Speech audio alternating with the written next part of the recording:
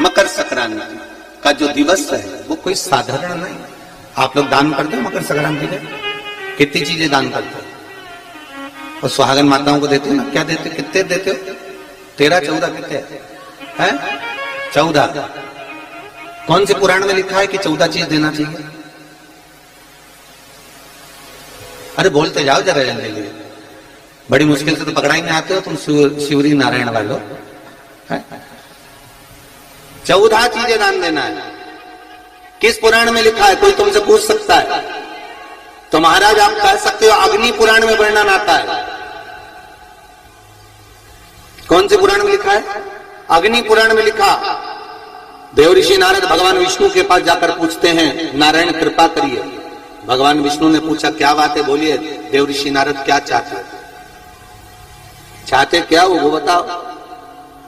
महाराज हमें इतना सा बता दो, शिव जी के यहां जाते हैं तो पहले उनके द्वारपाल से पूछना पड़ता है अंदर जाने के लिए। ब्रह्मा जी के यहां जाते हैं तो ब्रह्मा जी के द्वारपाल से पूछना पड़ता है। इंद्र के यहां जाते हैं तो इंद्र के द्वारपाल से पूछना पड़ता है। हम जितनी भी जगह जाते हैं तो कोई ना कोई द्वारपाल से हमें पूछना पड़ता है अंदर जाने के लिए। भगवान देवऋषि नारद कह रहे हैं, नारायण से कुछ ऐसी कृपा कर दो कि हमें किसी से आज्ञा लेना ही नहीं पड़े। भगवान विष्णु तो उनकी बात को बस थोड़ा सा सुने और अंदर चले गए। नारद जी को लगा हमारा तो कोई जवाब ही नहीं दिया। नारद जी वहीं पर टिक गए, खड़े रहे, नाम जाप करते। विष्णु वापिस आए और देवऋषि नारद से कहा एक काम करो, जब सूर्य मकर में प्रवेश करते हुए उत्तरायण की ओर जावे, उस घड़ी उस पल में देवऋषि नारद तुम 14 बार भगवान के नाम का, शिव नाम का दान दे दीजिए। भगवान नारायण के नाम का, राम नाम का, कृष्ण नाम का दान दे दीजिए। अब देखो यहां पर यह नहीं लिखा कि प्लास्टिक का डब्बा दो। समझ लेना जी हो अच्छे से कि लोगों ने दान को कितना भ्रष्ट कर दिया वो बताया जा रहा है। अग्नि पुराण में यह नहीं लिखा कि तुम प्लास्टिक की चाय की चन्नी दो 14, बाल्टी दो 14, या प्लास्टिक का डब्बा दो 14। यहां पर यह नहीं लिखा है कुछ भी हो।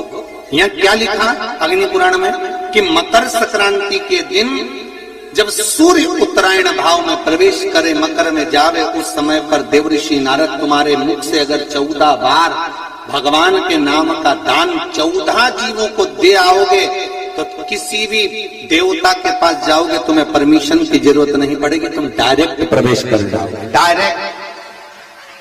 अब तुमको अगर वैकुंठ में डायरेक्ट प्रवेश करना हो तो बिना पूछे, तो उसके लिए कहा ही मकर संक्रांति पे दान दो।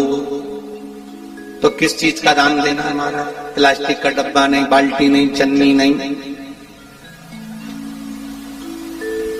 फिर किस चीज का दान? तो कहा अगर देवर्षि नारद आप दान दे रहे हो तो 14 नाम का दान दीजिए। 14 जीवों को नाम का दान दे दो, भगवान के नाम का भजन करो। और अगर संसार के लोग दान दे तो किस चीज का? तो के अन्न से बड़ा कोई दान, अन्न से बड़ा कोई दान।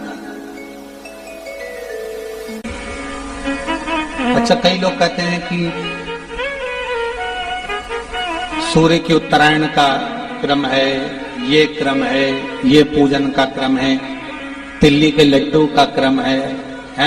लड्डू बना लो तिल्ली का, इसका क्रम है। पर अगर स्कंद पुराण उठाओ तो स्कंद पुराण में अगर मकर संक्रांति के क्रम को यदि पढ़ोगे तो मालूम पड़ेगा कि पूरे वर्ष में एक दिन ऐसा था जिस दिन भगवान शिव और नारायण ये दोनों, इसलिए आज भी हिंदू धर्म में गुड़ के लड्डू तिल्ली के साथ मिलाते हैं। क्यों? उसका कारण कि शंकर और नारायण ये दोनों एक ही दिन, एक ही पल गंगा का स्नान करने के लिए एक भगवान शिव।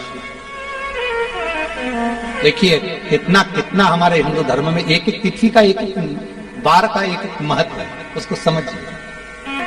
माता लक्ष्मी भगवान नारायण और भगवान शिव को स्नान के लिए गुप्त रूप से झांकती है।